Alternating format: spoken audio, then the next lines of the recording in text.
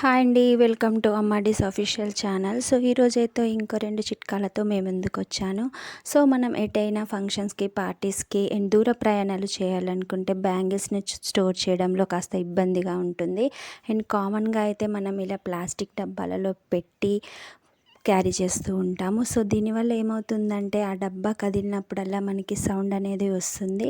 And గాజులు కూడా చిట్లిపోతాయి అన్నమాట. సో అలా కాకుండా మనం ఇలా ఇళ్ళల్లో నార్మల్గా ఎల్ఈడి బల్బ్స్ కానీ అండ్ మనం ఏవైనా తెచ్చిన వాటికొచ్చే అట్టాలలో స్టోర్ చేయడం వల్ల అండ్ ఆ గాజులు అయితే మనకి కదిలినప్పుడు సౌండ్ రాదు అండ్ అవి చిట్లిపోతాయి అనే డౌట్ కూడా మనకి ఉండదన్నమాట. సో ఇలా కామన్గా నేనైతే ఒక ఎల్ఈడి డబ్బాని తీసుకున్నాను. సో దాంట్లో అయితే 1.5 to 2 డజన్ వరకు బ్యాంగిల్స్ని స్టోర్ చేశాను. సో మనం ఇలా క్యారీ చేసేటప్పుడు హ్యాండ్ బ్యాగ్స్లో కానీ బ్యాగ్స్లో కానీ పెట్టేటప్పుడు అవనేవి తక్కువ ప్లేస్ని ఆక్యుపై చేస్తాయి అండ్ మనం ఈజీగా వన్ ప్లేస్ నుంచి ఇంకో ప్లేస్కి ఈజీగా మనం అయితే క్యారీ చేయొచ్చు. అండ్ నెక్స్ట్ ఇదైతే చాలా కంఫర్ట్గా ఉంటుంది. సో మీరు కూడా ట్రై చేయండి.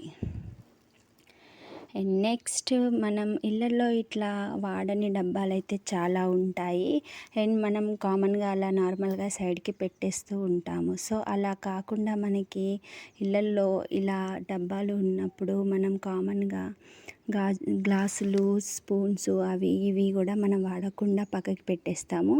సో అవనేవి ఈ డబ్బాలో పెట్టి సైడ్కి పెట్టడం వల్ల వాటి మీద డస్ట్ కూడా పడదు అండ్ మనం ఎప్పుడు కావాలంటే అప్పుడు ఈజీగా అవి తీసుకొని వాడుకోవచ్చు అన్నమాట.